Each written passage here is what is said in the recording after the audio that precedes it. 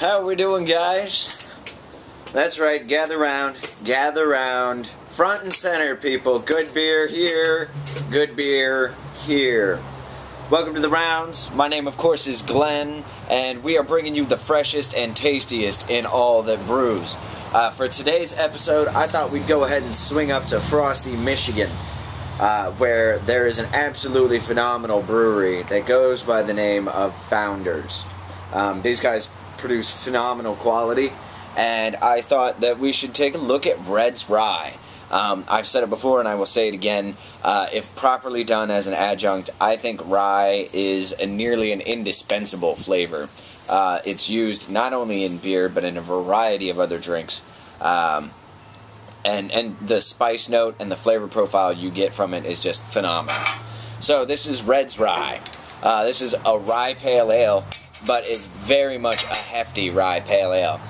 It comes in at 6.6% alcohol by volume, but the shocker here is that it comes in at 70 IBUs, so a very nice hop characteristic to it.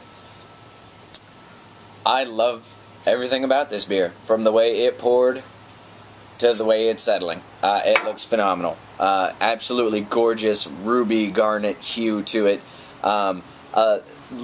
Little south of unfiltered. You know, there is a bit of body to it, and I'm actually seeing a good bit of bubbles coming up from the glass here, which is a little unexpected. Our head, of course, is a nice off-white.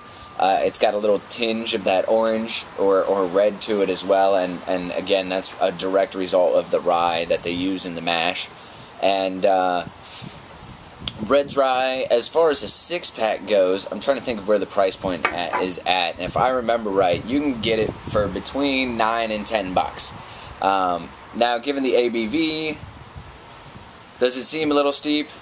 Only if you're thinking ABV, because, I mean, what you've got here, especially on the nose, I get some of that cascadey, piney, resiny goodness.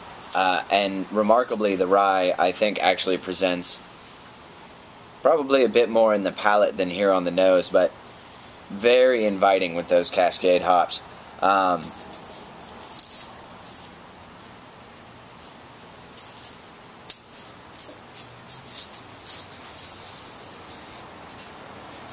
Yeah, this is not for the faint of heart. If you are just getting into pale ales, I would probably forego this one for a little bit until you had a better handle on your hops. I think it's absolutely phenomenal, and I would drink this all day.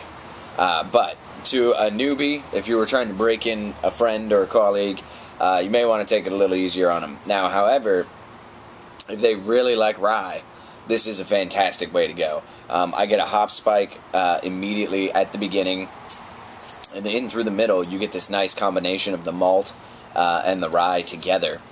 Slight lingering bitterness, but still actually pretty well balanced.